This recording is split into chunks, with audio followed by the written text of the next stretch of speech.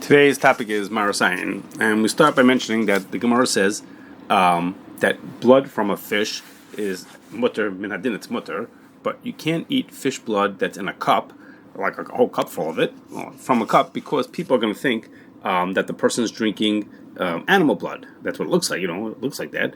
And you're not allowed to do that because of Ayin. And so today we're going to be talking about different types of Ayin. So just as a little introduction to that, I'm just going to mention that Rashi in two different places gives different explanations for Ayin. In Kashrus, which is the Gemara I just mentioned, he says the issue is people will think that you're allowed to eat it. He says, people, by seeing what you do, will say, oh, you're a person who does the din, follows the din. And so they'll say, oh, if he does it, then I'm allowed to do it also. And Rashi in Avodah Zarah says that the issue is, it might make people think that you are over an Isser. They'll think you did an Isser, which is connected to a Mishnah in Shkalim about V'yisim Nikiyim, to not do affairs. And the Achronim speak about if there's a difference between these reasons, when they different apply, one applies versus the other one. That's not today, just mentioning that idea. So we're going to talk about Ayin, Kashrus related issues of Ayin in three different areas. First, possible chalav, then other kosher and treif, and then other issues that are not either of those. So, okay, talking about possible chalav. So the Ramah says an extension of the Gemara that I just mentioned, the Gemara about drinking blood, and that's not so relevant to us, but Ramah gives an extension that you shouldn't eat meat with almond milk, because people who see you doing that won't realize that it's not cow's milk, which of course would be usher to eat milk and meat together. So the Ramah says what you should do is put almonds on the table so people will realize that what you're drinking is not cow's milk, it's almond milk, which of course is pareve, and you could eat that with meat. And the same kind of ideas for us it's of course relevant to that specific case, but also relevant to, let's say you have a pareve margarine or non-dairy creamer at a fleshig meal, or you make a cheeseburger with soy cheese, or vegan meat. In all those cases, someone who's looking at what you're doing thinks that you're eating basar b'chalav. So to avoid Ayin, there needs to be some kind of a hecker, something that shows that this is actually not what it looks like. It's not as bad as it seems. So when it's at home, it's not a big deal. It's easy to make the hecker. Like, for example, if you're having almond milk at a fleshig meal, you just bring the container of almond milk to the table instead of putting it into a neutral container, and everybody can tell that this is now using almond milk. At catering events, they don't really want to necessarily put out a container of almond milk. So what they do is there'll be a card on the table, like a little, they call it a tent card, a little card sitting on the table, and it tells all the things about the Hashgachah of today's event. And included in there, it'll say that the milk or the creamer is pareve. So that's what they consider the hecker. Now, some people want to say that nowadays, it's so non-dairy milk and non-dairy creamer are so common that no one's going to be choshesh that you're drinking, having real milk. I don't think that most people accept that. There is such an argument. I don't think most people accept that argument nowadays. Now, this idea of putting out like a card on the table at a catered event, that works fine, because at a catered event, everyone's sitting at the table and everyone's eating the same food. So we know that at every table there's going to be, we're going to be serving non-dairy creamer, let's say, at the end of the meal with a coffee. So we know what we're doing. So we put out this card for this event. But how does that work in a restaurant? Like in a restaurant, only some people are going to be ordering the cheeseburger that's made with the soy cheese, for example. So what do we do? How do we make a hecker for those people? And even if we could figure out what to do for those people, what about the people who order food to go? They're not in the restaurant altogether. They just walk in, take their food, and walk out the door with it. So how are we going to make a hecker for all these people to make it so there won't be a Ayin that the people are eating milk and meat together? So Rebelski said, if you look at the Ramah that we mentioned, you'll see an answer to this question. Because Ramah says that the way you make a hecker for the person eating almond milk with his fleshigs is to put some almonds on the table. So Rebelski said, almonds on the table is a really subtle hint that this is almond milk. It's not so in your face. And not only that, not everyone's going to be put together and realize, oh, the almonds is because the milk is coming from almonds. It's a little bit vague or subtle, but even so, that's good enough. So that tells us that a hecker doesn't have to be perfect. It's good enough as long as it's reasonably effective. Even if it's not 100% perfect, that's good enough. And therefore, Belsky said, if you put onto the menu or the people order from, and you put onto the receipt, you mentioned that the cheeseburger, in the example I gave, is made with pareve cheese or something else, whatever it is that you want to get across, that the thing is not so, it is what that it's not what it looks like. That's alerts most people of the truth that this thing is not possible halav, and that's good enough as the hecker of what we need to do, even though it's not perfect. It's close enough and it's good enough, just like the almonds on the table, and that's considered a good hecker. Now, one more case of possible halav is that in recent years, companies have been trying to make things that seem like meat in a lab, and they without any animals. Okay, they have all kinds of reasons why they do it. They want to save the environment, for vegetarians, all kinds of things like that. So most of the times, that process starts off with cells from an actual animal, the very beginning of the process, and it raises all kinds of questions about maybe it's treif, and maybe, of course, whether it's fleishigs, all kinds of serious issues that is. But there's at least one company that came up with a way to do this without those shilas. However, their technology is, they have a way of doing this without using something that came from a living, or for that matter, a dead animal. Excuse me. So when they looking at this, the meat, so to speak, what looks like meat that they create is pareve, assuming of course the ingredients that are used are pareve, which that wasn't a big deal to make the ingredients kosher pareve. But the ikra din would be that it would be pareve. But Hashgachah said, and others, that even so we should treat this as fleishigs, even though it knows everything about it is din wise it's pareve, we should treat it as fleishigs. And the logic is that he said like this, it's along the lines of a marasayan. He said, mid-deraisa, you're allowed to have poultry with milk. You're only not allowed to have meat with milk, but you can have chicken with milk. But Chazal said, if they see people eating chicken with meat, then they're going to confuse and think you're allowed to eat basar b'chalvo. So it's a type of marasayan, not exactly, but like a type of a marasayan. He says, how much more so is that true when you have a thing that looks exactly like a piece of meat and you're eating that with milk? It just happens to be by mistake, so to speak, pareve, or through this fancy technology that they ended up making it pareve. So he said, in these cases, we should consider it fleishigs, as smart as Chazal were to say that we shouldn't eat chicken with milk. This is included in those. So it's not exactly marasayan, but it's similar. It's a similar idea to marasayan. Okay, now let's move on to from basar b'chalav to kosher and treif. So, Shulchan Aruch says that if we have an egg, which we're certain it came from, that this egg is not fertilized. However, you could be certain about that. But if we're certain that it's not fertilized, then if you find blood spots in that egg, the ikar din is those blood spots are mutter. You're allowed to eat even the blood itself. You're allowed to eat. But the Shulchan Aruch says, but it's marasayan, because it looks like you're eating the blood from a chicken. Either I don't remember if it's because they think you're eating regular blood, or I think it's from blood of a chicken that was fertilized, from an egg that was fertilized. I don't remember.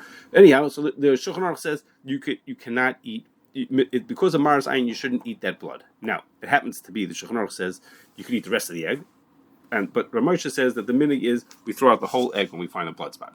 In the eggs that we have, by and large, most eggs that we have are eggs that would qualify as not that we can be certain that they're not fertilized. So the Rav Moshe says the minig is we throw it out anyhow. Okay, anyhow, so it's a marasayan. So the person looks like he's eating blood from a fertilized egg. So to avoid marasayan, we tell him not to eat it. Now, a couple of halachas later, it's not exactly the same din, but a related din. The Ramah says like this: if the blood is only us because of marasayan, then it's only the blood itself that you can't eat. But if the blood got mixed into other food and you can't get it out, like it's lost in this other food, then this mixture of foods is mutter. And the Shach says the reason is because things that are usher because of marasayan are not inherently usher. The thing itself is not usher. As a proof to that is, if you had a hecker on the table, it would be perfectly fine to eat it. So it's not usher, not inherently usher. It's just usher because of the marasayan. So therefore, when these things are mixed into other foods, they don't cause the other food to become usher. It's only they themselves that are usher. But when they're mixed into other things, it doesn't make them usher. So that's what the Ramah says, together with the Shach, explains this din. And not only relevant to this, not only for this specific case of blood spots or similar things like that. Anytime it's maras ayin, the thing itself is what is not usher. I'm sorry, the thing itself is what you shouldn't do. But mixed into other items, it's okay to have that. Now, another thing about treif is Ramosha says you can't go into a treif restaurant and order something kosher. I don't know, like an apple. Sit down with an apple or a drink. And he says because it's marasayin, because people see you walking in, they're going to think that you're eating treif. Okay, now others don't see it that way. They think they're more makel about that, especially when it's like a business meeting, etc., where people understand that a person might be going in for a business type meeting, not because he's eating treif, but because he has to meet people there who are not kosher. So these types of shaylos are very individualized and very, the place can take different stands on it. So if a person has a question about this, they should definitely ask the rabbi. I'm just bringing up that there's such an issue. Now, one case where, just as far as I know, everybody's makel is when you're buying food from a rest stop on the highway. Because there, everybody knows that the reason why a Jewish person is walking in there and buying something is because it's the only place to buy something. So he wants to buy himself a drink, he wants to buy something that's, I don't know, an orange. They understand that he's buying it there not because he's eating treif. Everyone who looks at it realizes that the person is just buying the kosher items there, and therefore there's no marasayin in that case. Okay, so now let's go back to the restaurant case I was talking about a second ago. Let's say it's a situation where, for whatever reason, the person's Rav told them that they're allowed to go to this event. They could eat at this non-kosher restaurant, so obviously they're only going to eat kosher. For whatever reason, they're not worrying about the marasayin of it, and they can eat kosher. But even so, at least them is still a little bit uncomfortable. Here they're sitting, let's say, for a business meeting. So they're sitting there, one Jewish person with 3 people who are not Jewish, and they're eating these big fancy meals, and all he's doing is sipping on a Pepsi, or he's eating an apple. So it was a little discomfort. Okay, and listen, that's what you have to do. But a caterer says, I have a way to solve this problem. I can deal with it. And he said like this. He went to some restaurants, some treif restaurants, bought and asked and worked it out with them that he got from them brand new dishes and silverware that match exactly what they were using. He bought, when it was brand new, they bought another 100 sets of plates and silverware, and he took a handful of them. And then what he did was he made kosher meals, put them onto these dishes, put in the silverware, wrapped the whole thing up, and gave it to the restaurant in their freezer, all wrapped and sealed as a kosher meal. And then he told them, if a Jewish person has a meeting, what you do is he'll let you know that he's coming. When he comes, you'll microwave the meal in the sealed container, and then he'll place an order. He'll say, I'm ordering whatever. He knows what's there. And then when it's time to serve him, the waiter will call him out to the side. He'll watch him unwrap it, so see that the seals are really intact, and I'll see him bring it to the table. And then the Yid will know that he's getting a kosher meal. And then he can sit and eat his chicken lo mein, I don't know, whatever he wants to eat, the same as everybody else is eating. Knowing that he's eating kosher meal, it's on the same dishes, and he'll feel perfectly comfortable eating with all these people doing their thing. Now, just as an aside, before I get to what we want to talk about is, the plan here is that once the meal is over, the waiters will take his dish and throw it mix it with all the rest of the treif ones. It's a one-time use as kosher. Once it's out on the table with the treif, of course, they don't treat it as kosher anymore. Which is fine, because that's the restaurant's silverware and dishes anyhow. It's exact match to them, so for them, that's just another one of their dishes. So, this is someone came up with this idea of a way to allow people who keep kosher to eat in the treif restaurant, perfectly kosher food, at this business meeting, and not feel uncomfortable that they have to eat just munch on some nuts or apple or whatever it is. And Rebelsky was very upset about this, and he said there's obvious marasayin over here, because the Yid is eating a meal that looks just like everybody else. It looks exactly like the treif meal. It's on china with regular silverware in a treif restaurant. Anybody walking by, it's obvious that this person is eating treif, or so it seems obvious that he's eating treif. So it's a terrible marasayin. So the only way to avoid that would be to sort of be upfront and say, I need you to leave the wrappers and the seals on the table. And that, in that case, okay, if you do that, then he said, that would be fine. Then we have a hecker. Then you're doing something that on the surface looks wrong.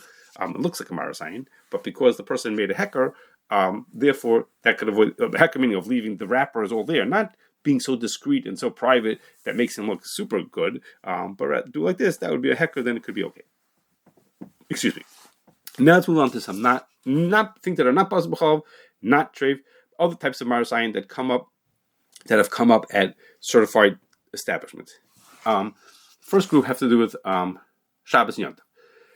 So kosher restaurants are closed on Shabbos because you can't cook food on Shabbos and you can't pay for food on Shabbos. So how are you going to be open? It's not possible to be open. once in a while, a restaurant will come up with this idea that what they do is they're going to stay open for a specific Shabbos, and people will prepay for their meals. So that there will be a limited menu. The people will prepay for the food they're going to eat, or from a buffet that they're going to eat from. The food is prepared before Shabbos and follows all of Hilchah Shabbos of how it's heated up or stayed kept warm, etc. And the restaurant essentially will be open. So the restaurant is open for business, but not really open for business. Open for these people who prepaid to come eat in there. And Hashgachahs take different views on whether this thing is marasayin or not. Because the potential marasayin here is that you see a Jewish person walking into a kosher restaurant on Friday night or on Shabbos morning. It sure seems like he's doing something wrong. Again, you don't think he's doing treif because it's a kosher restaurant, but something seems very fishy about this. So some, people take a different stance on whether that's okay or not. And this is a type of situation, but where the hecker seems more reasonable, which is, it could be a nice size sign on the front door saying that the store is closed, it's only for prepaid customers, or something like that to make it obvious, just like putting almonds on the table. This might be a way to make a hecker to avoid a marasayin. Okay, now moving to a different type of situation on Shabbos. One situation where a guy could do malacha for a yid on Shabbos or Yom Tov is if he does it at daita denafshi. He's doing it for his own benefit. He has some reason why it's good for him to do this on this day, and not because no one told him to do it now, and the yid doesn't need him to do it now, but it's for the guy's benefit to do it on that day. Now, that heter of daita denafshi does not apply when he does the work on a Jew's property because of marasayin. That people will think if I see the guy doing malacha in the Jew's property, it will look like he was asked to do it on that day. That would be most people would assume that's what happened, and that would be a marasayin that the yid told him to do the work on Shabbos. So Rav Shachta said, because of that, if a restaurant that wants to get deliveries on Shabbos or Yom Tov, and the restaurant's owned by someone who's not Jewish, and it's a daita denafshi, for whatever the case was, it's a daita denafshi to get the delivery on that day instead of on a different day. Whatever business reasons he has for getting the delivery that day, he said a restaurant should not have deliveries coming on Shabbos for this variation of the marasayin that is being done on the Jew's property. It's not a Jewish property here because it's a non-Jewish restaurant, but again, it's the same idea, which is it looks like he's doing it for the Yidden. That means his customers or someone else who's a Jewish person who's involved with it, even though he's really doing it daita denafshi, but that was a marasayin. Now, on one more type of situation like this that came up was also an OU situation. There was a trade show in China, and it started on Yom Tov. So the OU had a representative who went to trade shows for them or whatever else he did for them.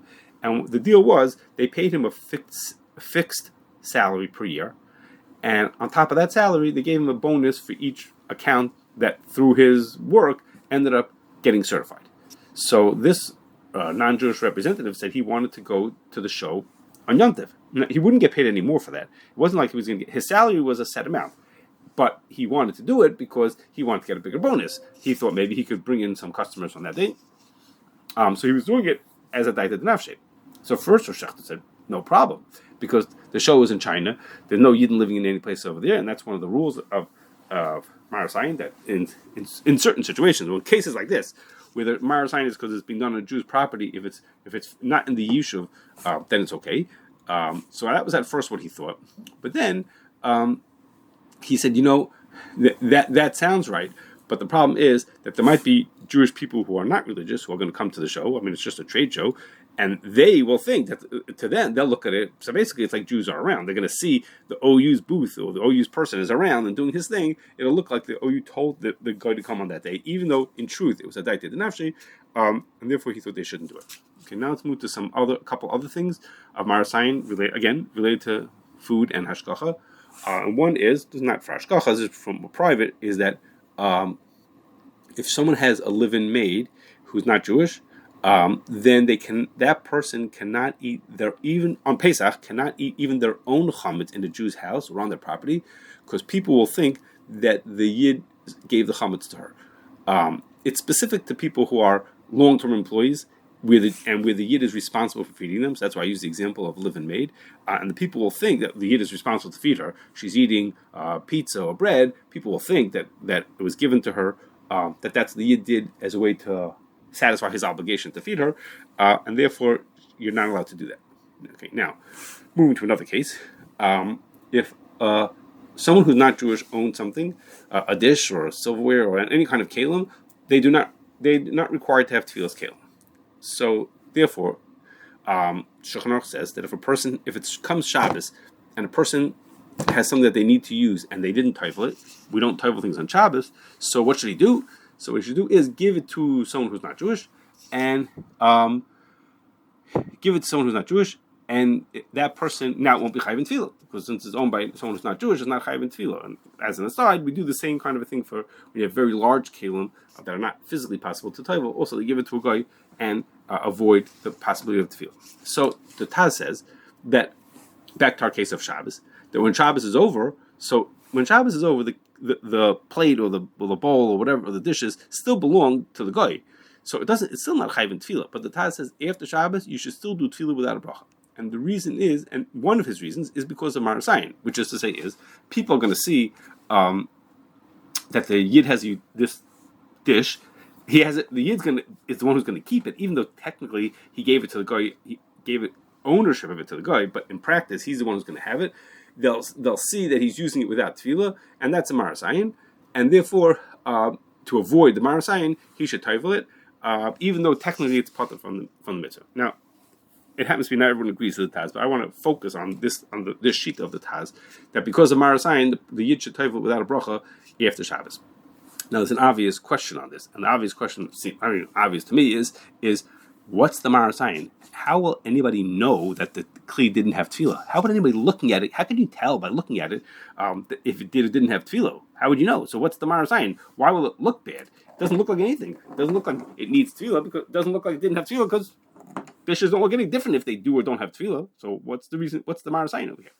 So to answer that question, we turn to Pesach in Hilchas Challah, actually, and where he says a similar type of a situation, and he says like this. He asks this question this type of question that he asked, and he said the rule is when something is also because of Maras Ayin, it's also even b'chadri chadarim, even when nobody's around who can see it. No one is there to see it. Even so, once something is usher as Maras Ayin, it's usher even though no one can see it.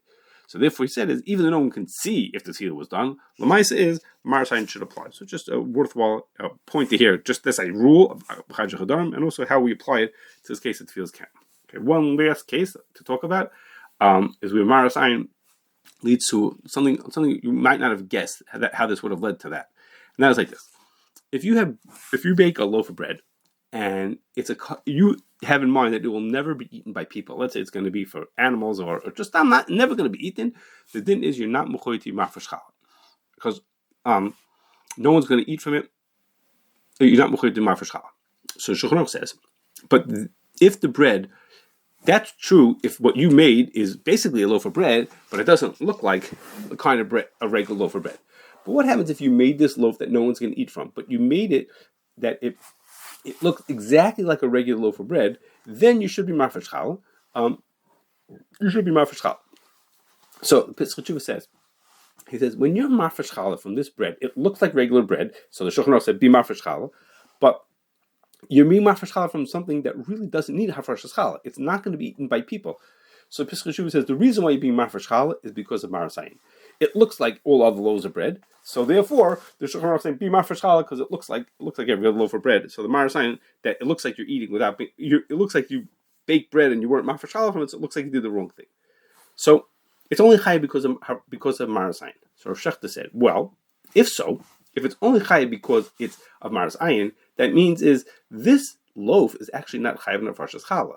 So if I wanted to be mafresh from this loaf on some other loaf of bread, I would not be allowed to, because this is min haptur al chiyuv. This loaf is really potted from hafrashas challah. Because of Maras Ayin, I so to speak pretend that I'm being mafresh challah, but really it's not chayv in hafrashas challah. So I can't be mafresh from this loaf on a different loaf, okay? Because this is potted from challah, min hadin is potted from challah, and the other loaf really needs hafrashas challah. So it's min haptur al chiyuv. You can't be mafresh this thing. Okay, well this all sounds very theoretical, but it actually is not. Rav Shechta said the real application for this, which is every year the OU produces tevel matzah. They make matzah. They have matzahs that are baked, and they are chayv hafrashas challah. They're never mafresh challah. They are not mafresh challah. And then they put these tevel matzahs that didn't have hafrashas challah, into bakeries all over the place. So when they need to be mafresh challah, they use it as a way to be mafresh challah remotely. We spoke about that other times. How they use this, they say mafresh from this matzah on the cookies or bread or whatever it is that the bakery is making. So this matzah is matzah that it looks like every other matzah, of course. It looks like every other matzah. And but in truth, no one's going to ever eat from this. What's going to happen is, let's say they look at the box and they say, okay, to this box of matzah, I can get 1,000 hafrashas or 2,000. How many hafrashas? They count up when they've got all the hafrashas that they can, so to speak, out of it. They burn it, or when it comes to the end of the year, they get the new ones. They destroy this matzah. No one eats this tevel matzah. So this is a matzah that was baked, and no one's going to ever eat from it. So it's exactly the case Shulchan Aruch described. It looks like a matzah. It looks like a matzah that people would eat, but in fact, no one's going to eat it. And based on this Pesach tshuva, we are mafresh challah from it, but we only mafresh challah because of Marasayin. It doesn't really need hafrashas challah.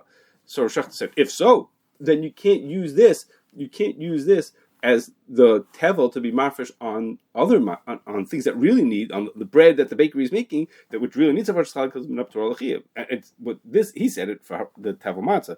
All the places, like CRC, like to use tevel dough. They make batch. That thing for sure. It doesn't even look like regular dough. It's not even because of Marasayin that you have to be mafresh challah. So, but the point here is that here, Hashgachah is saying a case where we're doing the hafrashah only because of Marasayin. So we're being extra careful to do hafrashah because of Marasayin.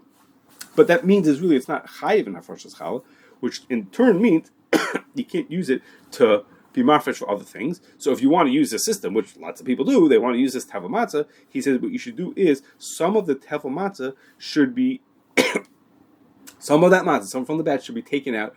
Someone should be mafresh challah from it and eat from it as a way that we can now say that this matzah is one that will be used for human consumption. So it was really chayiv min hadin to do hafrashas challah, and then we could use it as hafrasha for other things.